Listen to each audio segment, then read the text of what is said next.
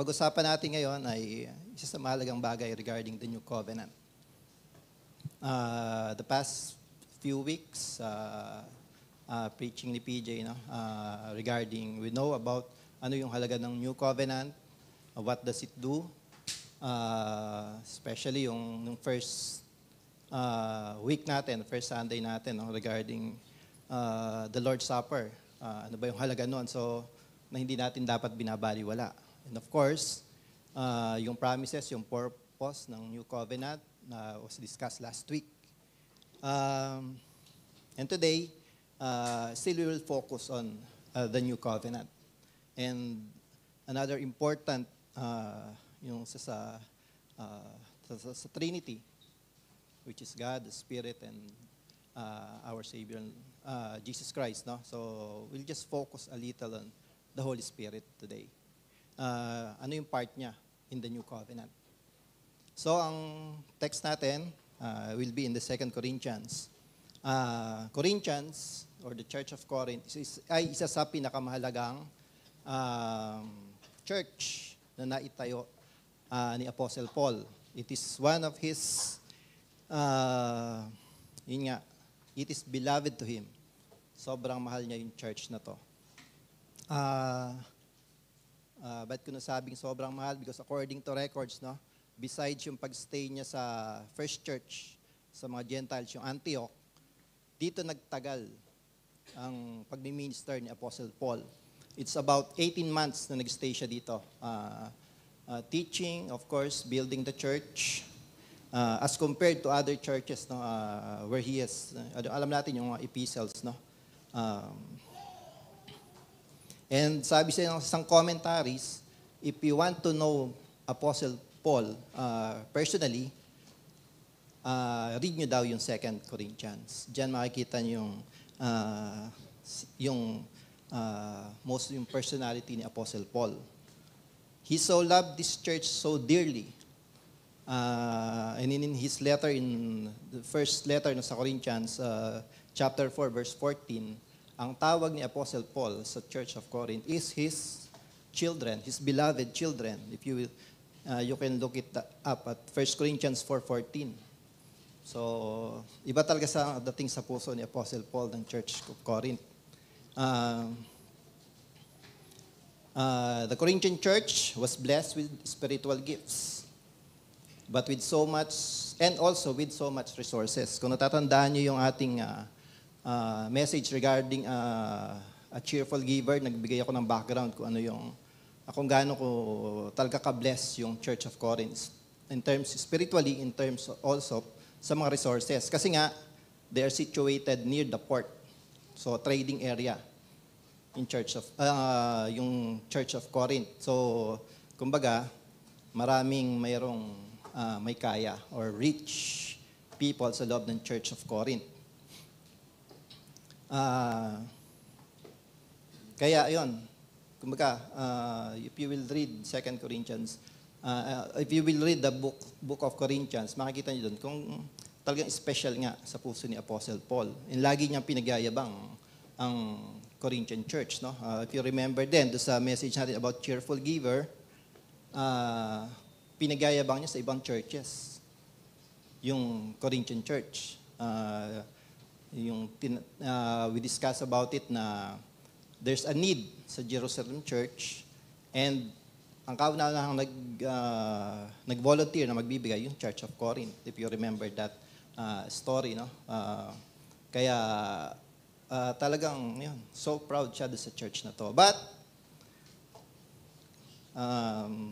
so much forth sa kanyang pagmamahal sa church na to, sobrang daming problema naman ang Corinthian church that he has to deal with it. Makababasa nyo rin yun sa 2 books ng Corinthians. Here are some of the problems in the Church of Corinth. According to John MacArthur, in his sermon, The Glory of the New Covenant, and as I quote, so basahin ko lang, he said, they were filled with conflict and chaos and division, factions, jealousies, evidences of pride, sexual immorality, incest, lawsuits between Christians, harlotry, abuses of marriage, Lack of love to weaker Christians. Dami, no? Daming problema. Hindi lang yun, at meron pa. They were involved with idol worship. So, Christians na to, pero kasi nga before, pagan place yung Corinth, no? So, hindi na iwasan na babalik sila doon, no? Especially kung nawala nang nag-guide. They abused the Lord's table. Alam niyo yung istorya nun, di ba? Parang nag-feast sila during the Lord's table. They came to the love feast drunk. They perverted their spiritual gifts. They even cursed Christ. Chaos in the worship services, errors regarding the resurrection. They refused to give the poor saints and all that stuff he dealt with. Sa 1 Corinthians. In 1 Corinthians, Paul dealt with the sin. Kung ano yung, in-expose niya yung sin na ginagawa lahat ng Corinthian church. Then, in 2 Corinthians, kung babasahin nyo, he deals with naman yung sa doctrine, sa problem with the doctrine na inside the church. That's why, yung title ng message natin ay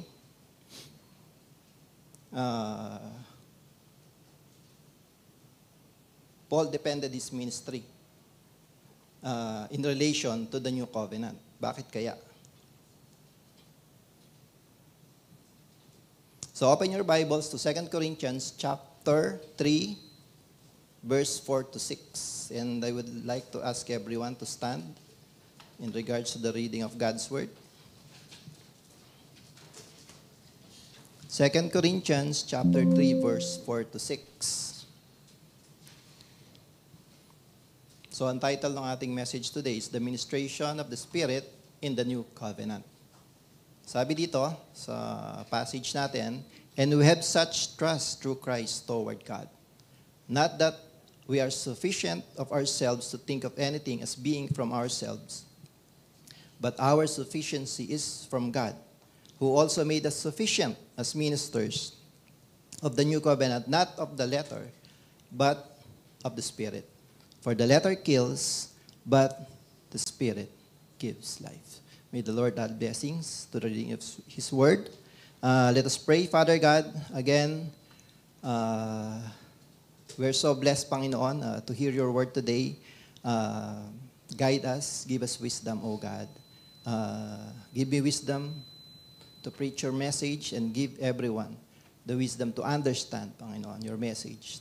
Thank you for using me as your vessel. Use my voice, use my mouth, O God, through the leading of the Holy Spirit, that we may come in accordance, Panginoon, enjoying your word, living your word, O God, as a testimony in our lives, O God. Bless each one, and we thank thee, O God. In Christ's name we pray. Amen. Makakaupo na po tayo.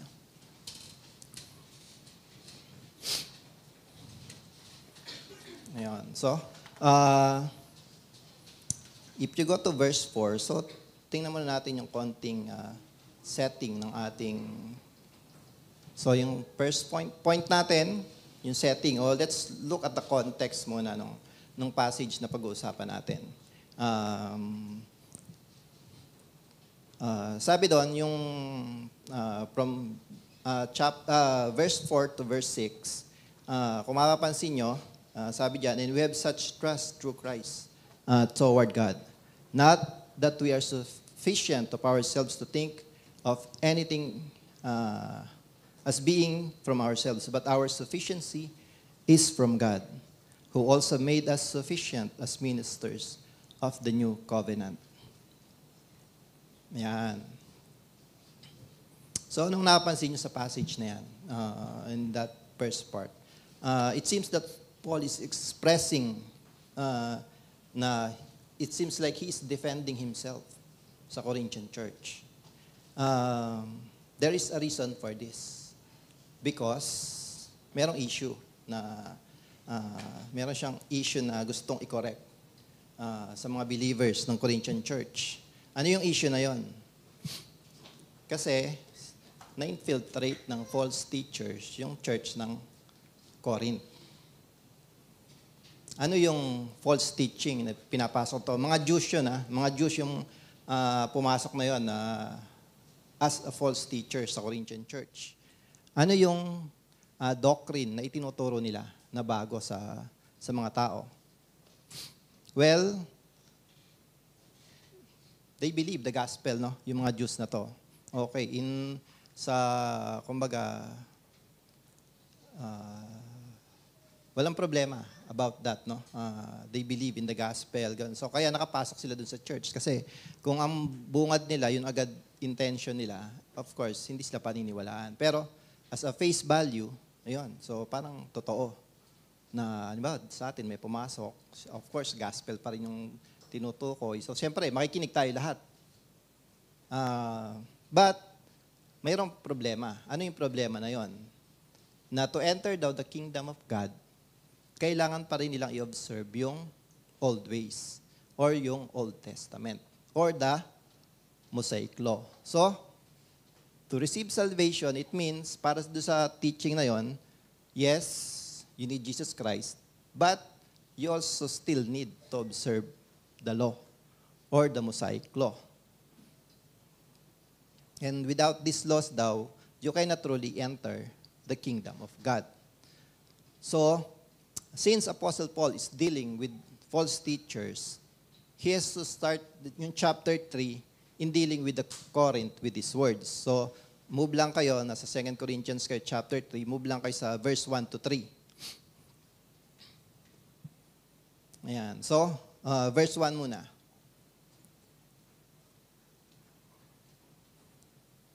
Ayan, hindi ko pala na yan yung sa slide.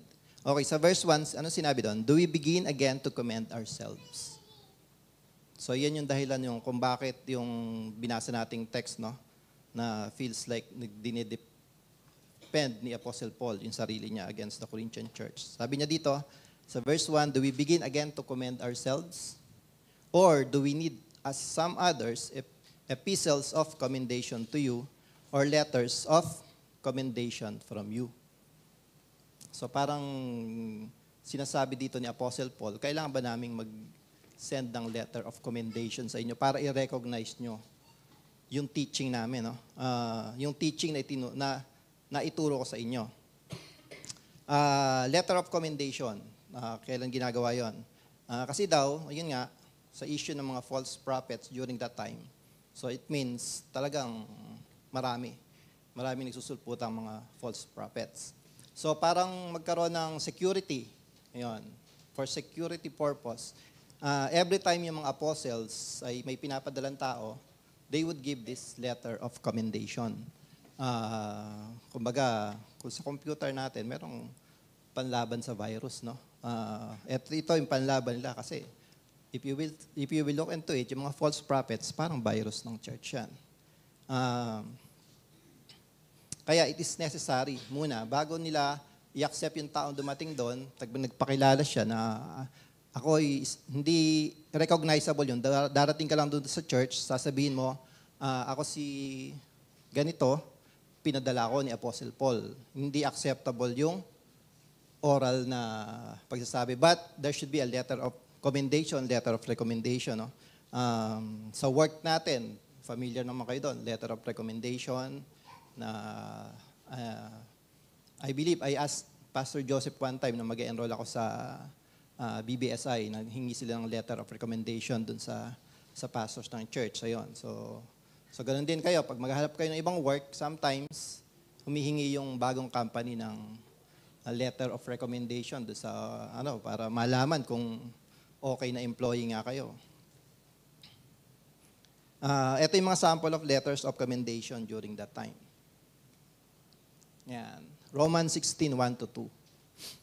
Napansin nyo doon? Verse 1, I commend to you Phoebe, our sister, who is a servant of the church of Caesarea, na, ayan, so, and so on and so forth, no? Na, kumbaga, parang mayroong short background ng tao na yon na pinadala nila. Another sample, 1 Corinthians 16:3, and when I come, whomever you approve by your letters, I will send. So sometimes yung church naman ang nagpapadala ng letters. For example, ito, magpapadala daw ng gift. So parang kung sino yung papadala ng church tayo, halimbawa, may papakuha tayong gift sa ibang churches. dapat may daladalang letter yung tao na yon para i-accept naman ng kabilang church, no? So, ganon. So, another sample, ito, 1 Corinthians 16:10 to 11. And if Timothy comes, see that he may be with you without fear, for he does the work of the Lord, as I also do.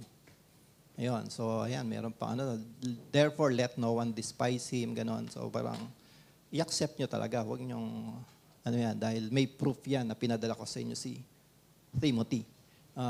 Also, 2 Corinthians 8:23 to 24. If anyone inquires about, ayan, si Titus naman, he's my partner, so patotoo. Yung mga letter of commendation na yon. Kaya ganon, inumpisahan ni Apostle Paul yung kanyang letters sa chapter 3 ng 2 Corinthians. Bakit ganon? Kasi nga, he's dealing with false teachers. And parang nandyan pinapakita ni Paul yung, ano tawag doon?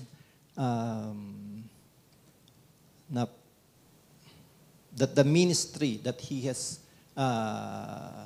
laid on the Church of Corinth ay katanggap-tanggap.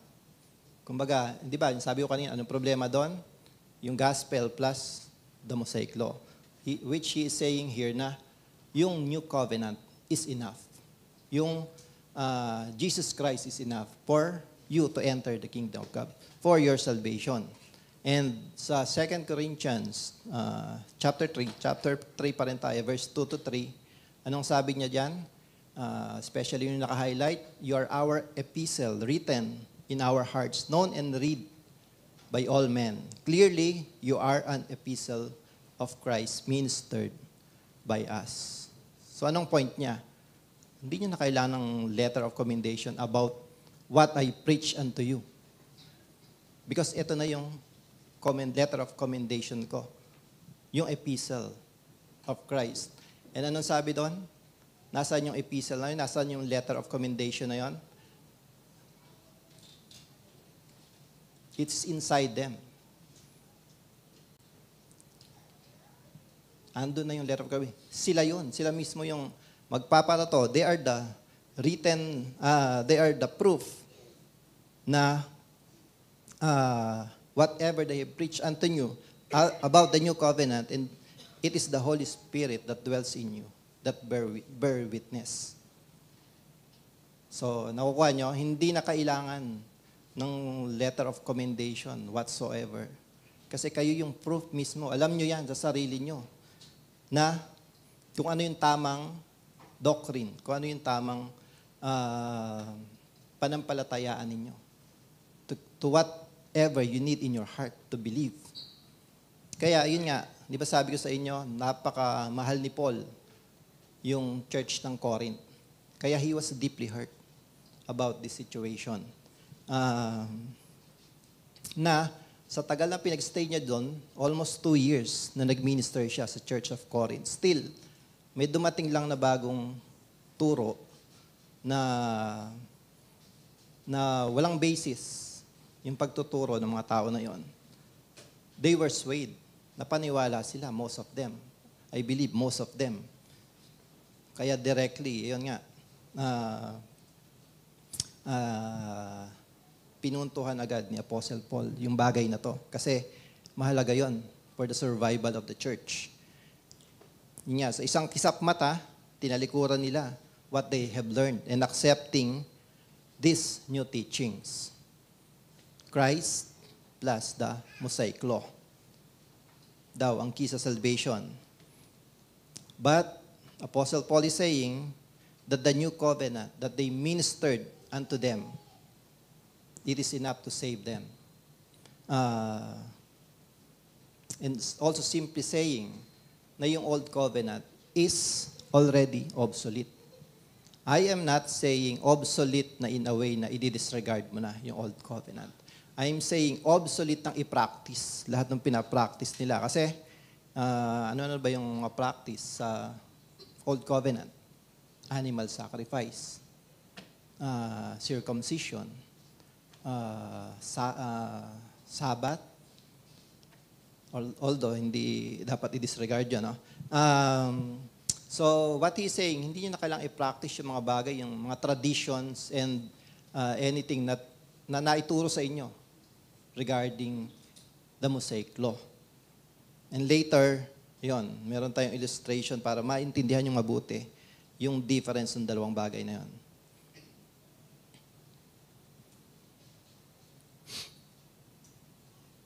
And in his hurting, nailagay ko ba dyan? Hindi pa. Sorry, 2 Corinthians chapter 12, verse 14 to 15.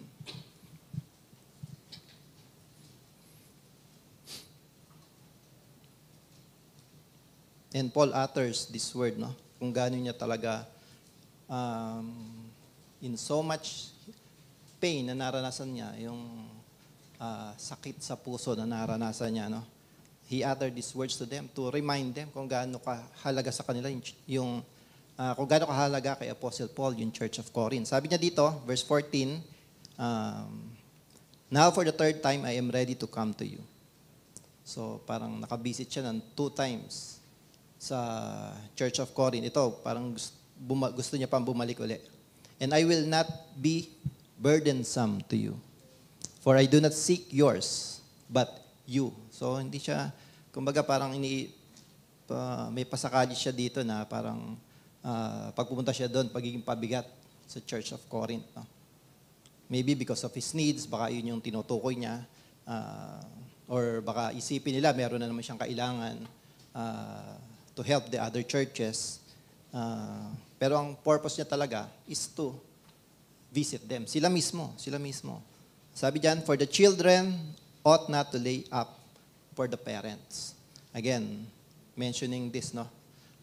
Na talagang anak, talaga ang turing niya sa Church of Corinth. But the parents for the children. And I will very gladly spend and be spent for your souls. Ano ibig sabihin nun? Ready niyang ibigay yung buhay niya for the Church of Corinth kung kailangan. Though the more abundantly I love you, the less I am loved.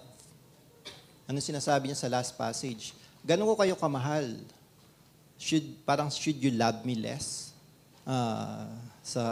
The way they act, no? So, kung siguro na buhay na si Michael V. during that time, no? At naisulat na niya yung siguro mga new generation din, alam na yung sinaktan ko ang puso mo. Kung natatandaan niyo pa yung kanta na yun, no? It's a comedic way of, kung yung way na yung pagkakasakit sa kanya ay parang ginawa niyang comedy, no? Excerpt from that song. Ayun, sabi niya, sinaktan mo ang puso ko, sinaksak mo ng kutsilyo. Grabe, no? Binuhusan mo ng asido, pinukpok ng martilyo. Sinaktan mo ang puso ko, ngayon ako'y naghihingalo. Mauubusan ako ng dugo, sinaktan mo ang puso ko. Grabe, no? So siguro parang ganyan ang naramdaman ni Apostle Paul. Sobrang sakit nung nagawa ng Church of Corinth sa kanya. So yun, naintindihan nyo na yung context, bakit parang ganun yung sa passage natin na parang merong gustong i-depensa o may gustong ituwid si Apostle Paul because of that issue nga about the doctrine na yung tinuro niya parang napatungan. And yung mga taong tinuruan niya, nag-spend siya ng mahabang panahon, yun, sama agad doon, naniwala agad doon sa bagong teachings na pumasok sa church. Sana naman, pag nagbakasyon kami ni PJ, pag may pumasok dito, tandaan nyo yung doctrine na pinaninindigan natin, no? Baka may pumasok lang dyan na sobrang gwapo, yung nahigitan kami ni PJ, no? Tapos, yun, na-sway na tayo, no? Because tas may pinasok siyang new teachings, na-sway na tayo. So, don't be. Ayun, dahil kakantahin din namin ni PJ yung kanta natin ni Michael B. pag gano'n, no? Nangyari, no? Paul started with the first part to insinuate his true intention, which is our second point, reminding them about the sufficiency of the Holy Spirit to the law. Hindi ko minention, kung napansin nyo, hindi ko minention superiority ng Holy Spirit to the law. Kasi hindi ganon. Na parang they do not need the law anymore. That we do not need. Hindi natin na kailangan yung law. Basta, andyan na yung Holy Spirit. In our passage, Paul expresses the word ministers of New Covenant. And tayo rin yun. We are ministers of the New Covenant. And the question that we need to answer is, paano ba nangyari yung New Covenant? Of course, yung direct answer is through Jesus Christ as our Lord, the Christ or the Messiah. And by redemption through His blood, which is the gospel, His death, burial, resurrection, that's why we entered into the new covenant. Paul also mentioned the word, yung sa verse 6. May binanggit siya dyan, letter.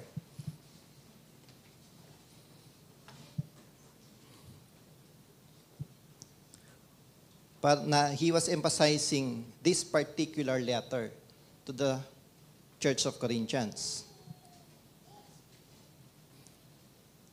And ano ba yung letter na yon? Ito na ba yung mismong epistles, yung letter na sinasabi ni Apostle Paul? Or was he speaking of another kind of letter? So, kung makikita nyo din sa same passage, ayun. Ay, mali pala ang tutok. Dito pala. Ayun. Ito, napansin nyo? For the letter kills. So, ano bang letter yung nakakamatay? Familiar kayo sa anime na Death Note? O, di ba? There's a notebook na pag nalagay doon yung pangalan mo, mystically, mamatay ka because of that. Yung kaya yun, yung sinasabi ni Apostle Paul. Baka meron siyang ganong klase ng letter or notebook.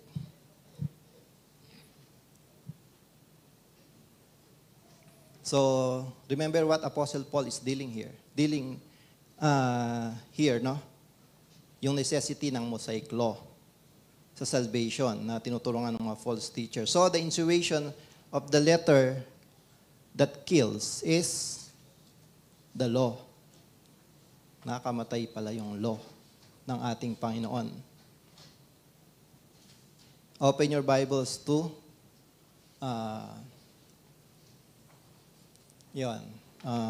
Romans chapter 7 verse 5. How does the law kills? Paano pag nahawakan ba natin yung Bible, mamatay na tayo? Paul gives the definitive answer, no? Sa Romans chapter 7 verse 5. Ano sabi doon? For when we were in the flesh, the sinful passions which were aroused by the law were at work in our members to bear our death. So because of the law, nagkaroon tayo ng kamalayan sa sin. Tama? So parang tanggalin nila yung law para wala tayong kaalaman sa sin. Pero hindi ganun eh. Iba yung standard ng Panginoon. Because of the law, naalalaman natin yung sin natin. And ano ba ang kabayaran ng sin? Death. So, it follows, no? Kaya ganyan sinulat ni Apostle Paul, that the letter kills. The law can kill you because of your sin, which is leading to death, eternal death. Kung hindi ka maniniwala sa Panginoong Jesus. And, ayun, Romans chapter 7, verse 7 to 14, huwag nyo nang tingnan yan. Paul gave the explicit exhortation between the law and sin na hindi na natin pag-uusapan muna ngayon yun. So, mahaba-habang balitaktakan o usapan ito. Mahaba-habang, hindi ko nasusundan ng word. Uh, and to understand this clearly, no, yung how did we enter ba sa new covenant? Ayan.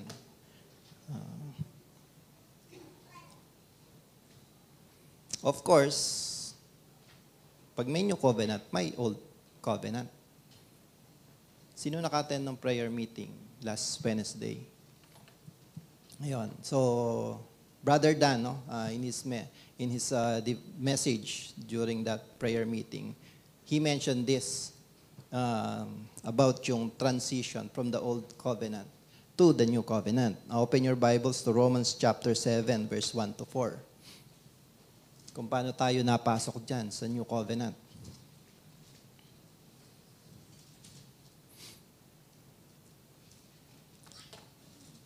Yun, isa-isay natin. Verse 1, or do you not know, brethren, for I speak to those who know the law, that the law has dominion over man as long as he lives. Verse 2, for the woman, ito yung illustration ni Apostle Paul na binabanggit ko. Ang illustration niya about marriage. For the woman who has a husband is bound by the law to her husband as long as he lives. So, kung presently, buhay yung mag-asawa daw. So, ang example, yung husband, no?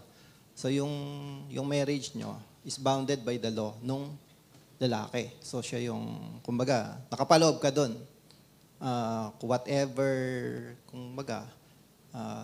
Whatever he established within the home, yun ang susundin ng asawa and then ng mga anak.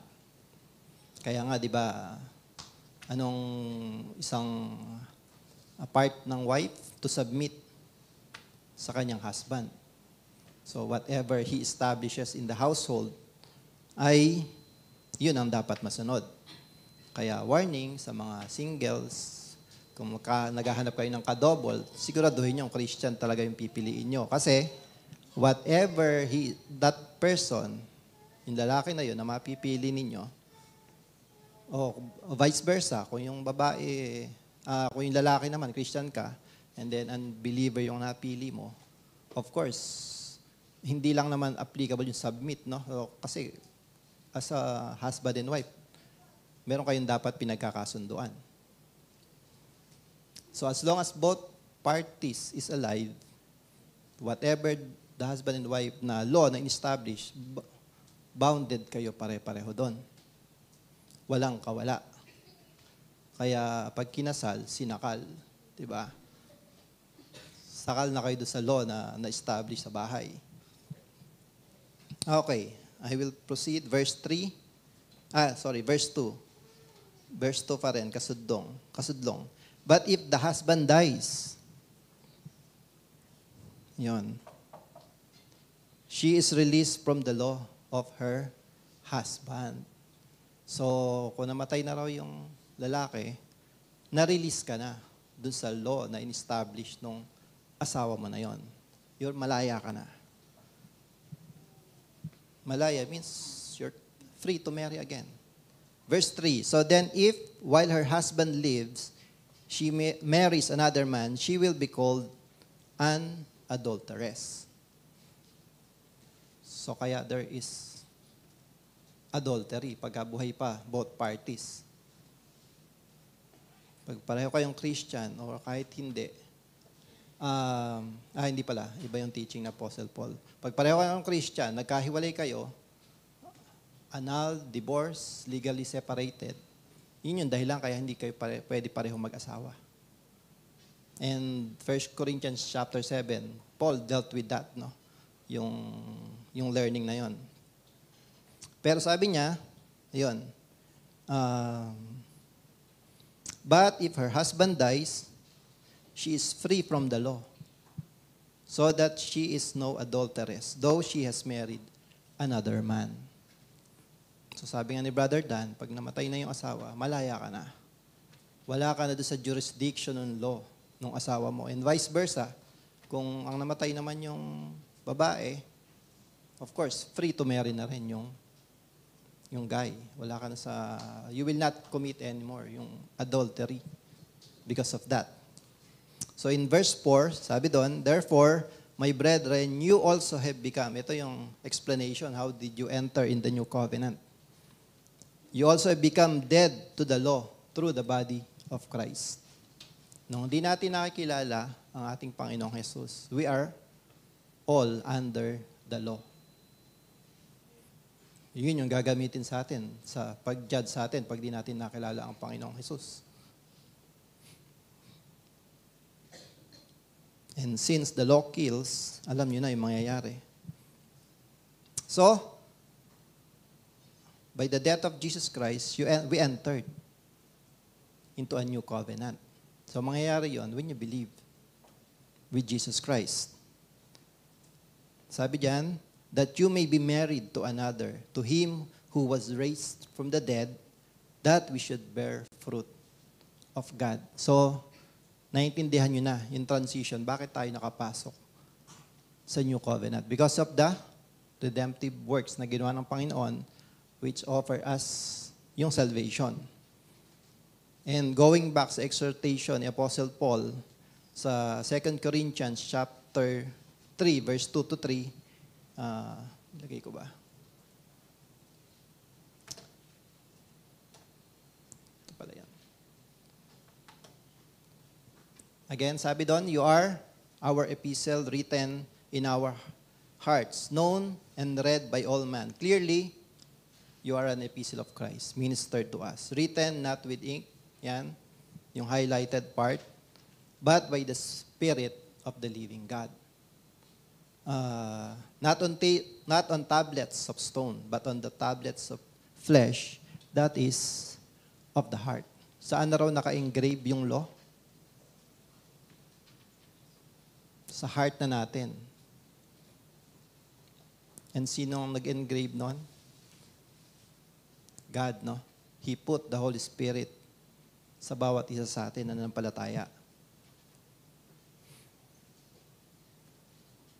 Kaya yung diniscuss dito ni PJ doon sa kanyang messages, Hebrews 8:10, in parallel with the prophecy, no? Jeremiah 3:31, verse 33.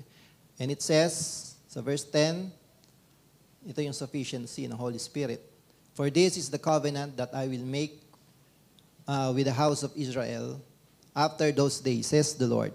I will put my laws in their hearts, in their mind, and write them on their hearts, and I will be their God, and they shall be my people.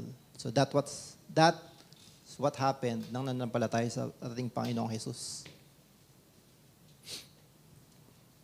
That the laws now are written in our hearts. Vaguely pa, so pag-aralan pa natin. We are not living under the law, but through the Holy Spirit. So, if we are not living under the law, do we have the license to sin?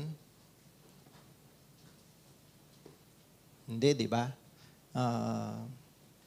It does not give us the license to sin, but rather, the Holy Spirit leads us to follow the law.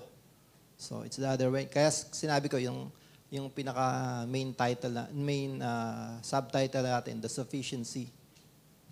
The Holy Spirit to the law. Hindi ko sinabing the superiority of the Holy Spirit over the law.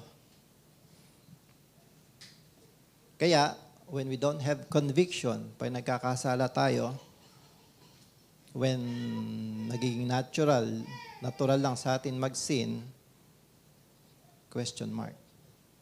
No? Seek your heart, if you truly believe in Jesus Christ. Because pag walang conviction, walang works ng Holy Spirit sa atin. Ano ba ang exhortation ni Apostle Paul?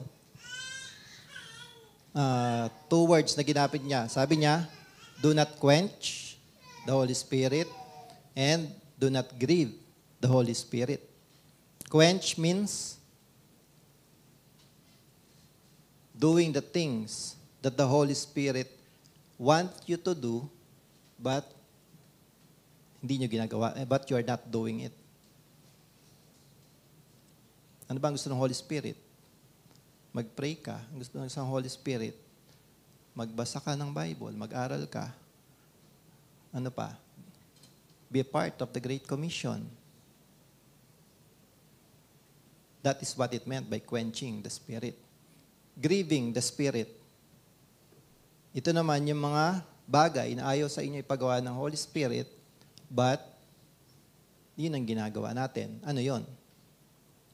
Sin, of course. So ginigrieve natin ang Holy Spirit when we do sin. And when we do not repent from that sin.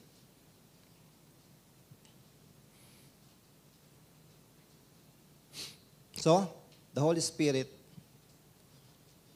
is the sufficient evidence in the new covenant sa atin. That's why, yun yung third point natin. No? The seal, the Holy Spirit to the life. To life, sorry. Verse 6, who also made us sufficient as ministers of the new covenant, not of the letter, but of the Spirit, for the letter kills. O, yun na yung pinag-usapan natin, how the letter kills, or how the law kills us. But the Spirit gives life. So, nagbibigay daw ng buhay ang Holy Spirit. Hindi lang simpleng buhay, no? Eternal life. Kasi nga, yung process ng transformation natin, or not transformation, yung ating, what happened when we received the Lord and Savior Jesus Christ. We entered into that new covenant, in yung from death, nabuhay tayo. We live because of Jesus Christ. When did the Spirit gives life? Of course, the moment we believe in Jesus Christ. Hindi ko alam kung familiar kayo sa text na to. John 3:16. Medyo mahirap kabisaduhin yan. For God so loved the world that He gave His only begotten Son, that whoever believes in Him should not perish, but have everlasting life. So believing in Christ will give you life. Everlasting life. So, kailan naman nangyari? Yung pagdwell ng Spirit sa atin. Sabi diyan kasi, the Spirit gives life. Galatians chapter 4. Yan, open your Bibles to that. Verses 4 to 6. So you believe in Christ. So of course, something will happen when you believe.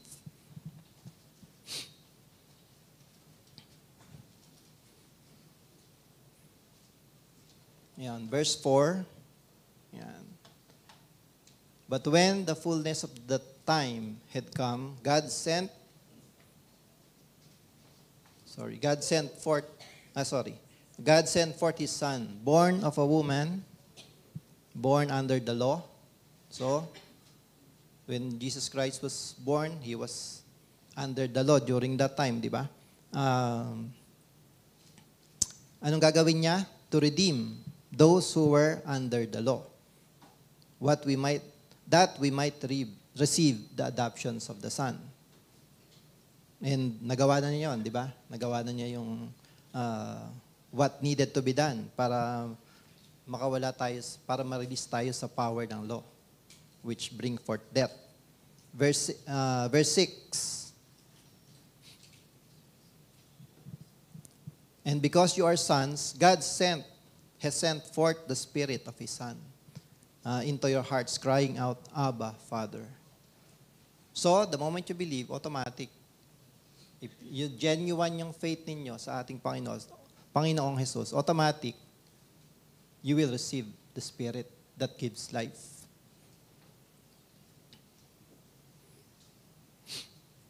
Natatandaan niyo yung natin, DL2, week 2, day 5. Yung sealed by the Holy Spirit, yung sealing ng Holy Spirit. So, binanggit doon sa ating devotional, the DL2. Seal means ownership, that when letters during those time were sent, mayroong mga seals. Natatandaan niyo pa yon? na mayroon daw, mayroon niyang seal, ang ginagamit, yung signet ring. So, kung nakakapanood kayo ng mga lumang movies, mga medieval times na movies, no? May mga ganun pa, di ba? Sinisil yung mga letter or mga documents to know kung sino, kung saan galing, o kung saan galing yung documents na yon, kung sino yung may-ari ng documents na yon. So, ganun ang nangyari. That is what it meant, yung sealing. It means ownership.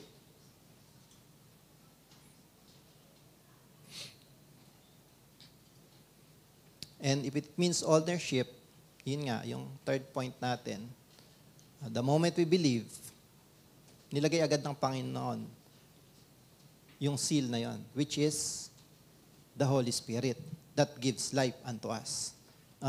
Ephesians 1,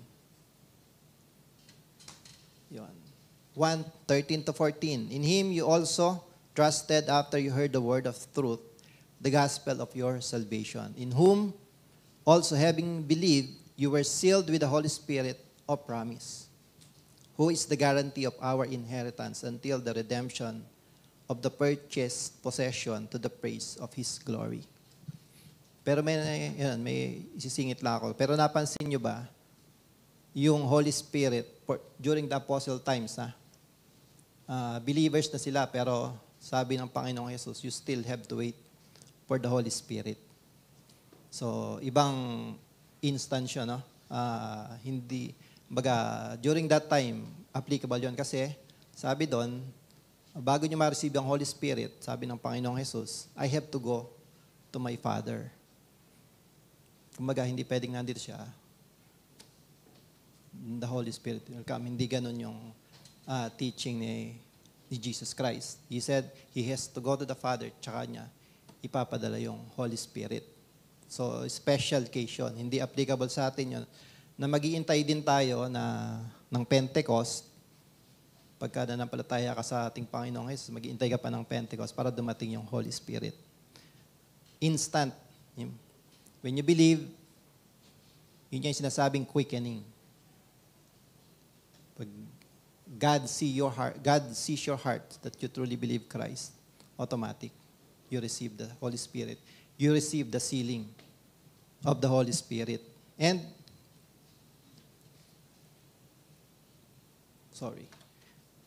ayun. Ano ba yung importansya ng sealing? Being sealed by the Holy Spirit. Natatandaan nyo yung sa last part ng message ni Pastor Joseph last week. May binanggit yun, the promise of the new covenant. Ano yung tatlong bagay na yon? Redemption, regeneration, and relationship. That's what Christ did for you and is still doing. Ano yung part ng Holy Spirit doon? Being sealed by the Holy Spirit. So it means, by the sealing of the Holy Spirit, alam ng Panginoon who has He redeemed. Kasi nga, yun ang nakikita. Pag tiningnan tayo ngayon dito, kumbaga, may special scanner ang Panginoon. Kita niya kung sino yung sa Kanya. Because of the Holy Spirit. Pag hindi niya nakikita yung Holy Spirit sa inyo, kung natuloy yung rapture noong December, alam na. Wala kayong seal ng Holy Spirit. So, hindi kayo pag-aari ng Panginoon. Then, if you were redeemed, of course, pag na-redeem ka, automatic, restored yung relationship natin sa Panginoon, which is God wanted for everyone. Then,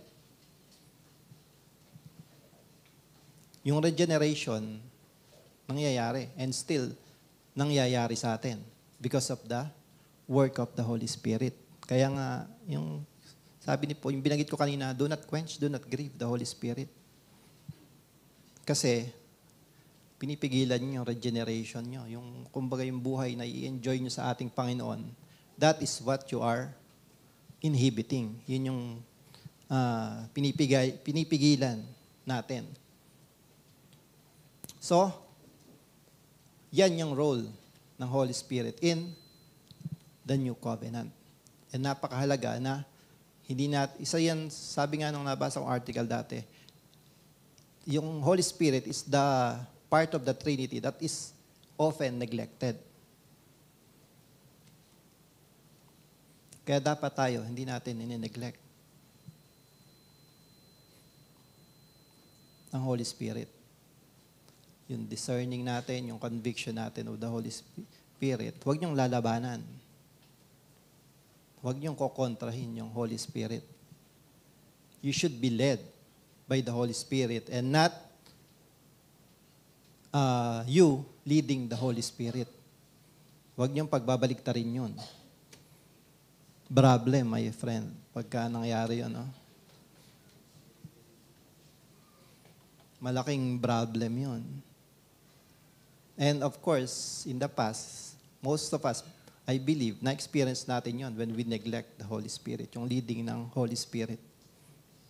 When we try to do everything, yung sa sarili nating kakayahan, and not obeying the will of God, doon nagkakaproblema ang buhay ng isang Kristiyano, ng isang mananampalatayang Kristiyano. Okay? Praise God for that.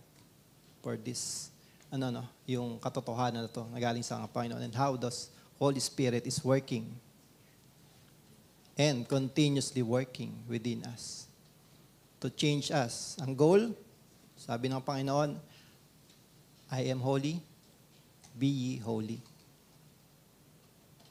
To do His will, to do His work, to minister for the furtherance of the kingdom of God. Yan. This is a quote from David Guzik. Commentary niya regarding this passage na pinag-aaralan natin. Sabi niya, the indwelling spirit then becomes for us a law written in our hearts. He is in us to guide us and be our law. So kaya sinasabi ko sa inyo kanina, yung law na binabanggit kong obsolete, hindi obsolete na nawala na.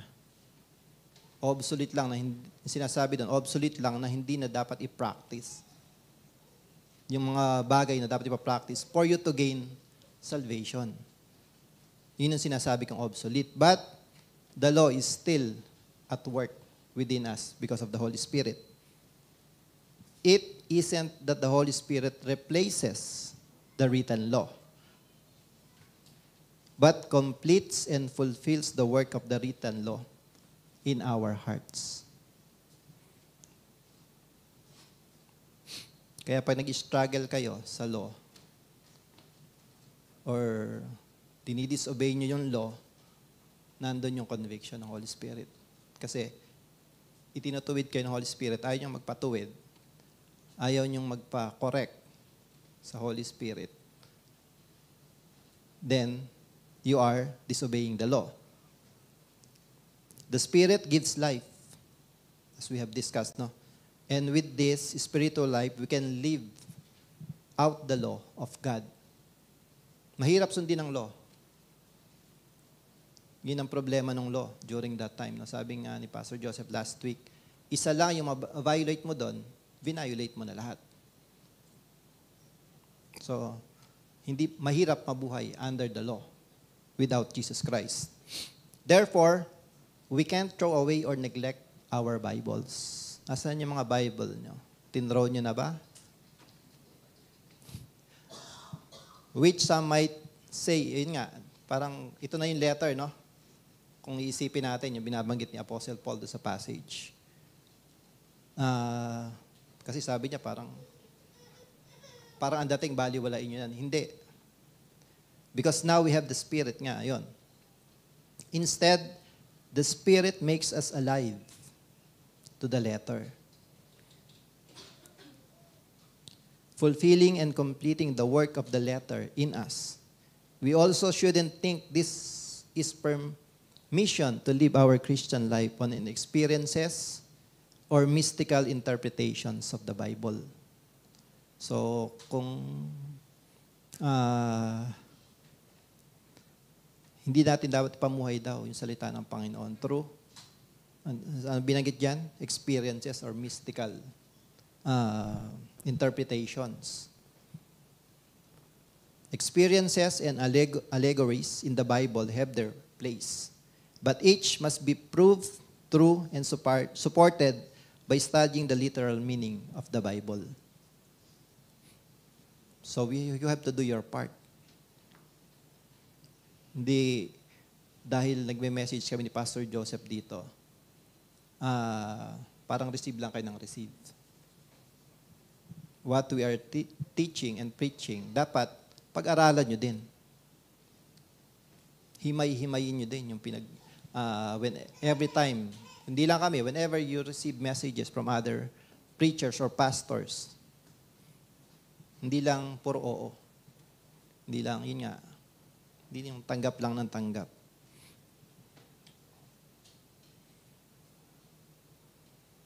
Kailangan daw lahat ng natutunan nyo or naririnig ninyo should be studied and kailangan talaga yung literal meaning ng Bible. The Spirit,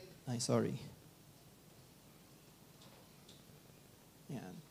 And lastly, sabi dyan, the Spirit and the letter are not enemies, but friends. They don't work against each other. And one is incomplete without the other. So, the law and the Holy Spirit should be not be disregarded because they are one. The Holy Spirit teaches us about the law. Yun nga, sabi doon, to complete and be fulfilled sa ating buhay. We'll be reminded again sa letters ni Apostle Paul, 2 Corinthians chapter 3, verse 16 to 17. Ano sabi diyan? All Scripture is given by inspiration of God and is profitable for doctrine, reproof, for correction, for instruction in righteousness, that the man of God may be complete, thoroughly equipped for every good work. So yung completeness natin should not be based na we will just accept na the Holy Spirit is within me. I should live separately from the law. They are one. Both of them complete each other. Praise God for this understanding. Praise God for the Holy Spirit. No? The work of the Holy Spirit, kasama natin yan habang nabubuhay tayo.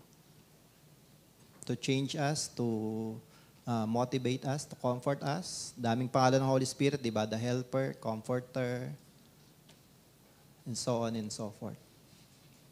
So don't neglect the Holy Spirit sa buhay ng bawat isa. That is the gift of the new covenant. Just a gift yan, the Holy Spirit. Let's pray. Father God, again, we thank Thee for the hour we spent, Panginoon, through Your Word. Again, thank You for blessing each one, O God. Blessing our hearts, blessing our minds. Filling us spiritually with Your Word, O Lord. Let our lives be fulfilled, Panginoon, be complete, as led by the Holy Spirit, to obey Your law, to live for the law, O Lord. And we thank Thee for the redemptive work of the Lord and our Lord and Savior, Jesus Christ.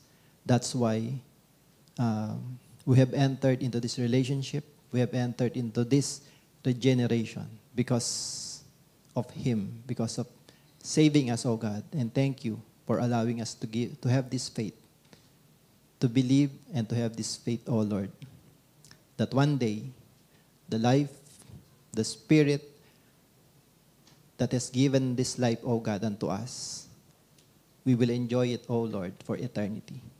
Thank You, O Lord. In Christ's name we pray. Amen.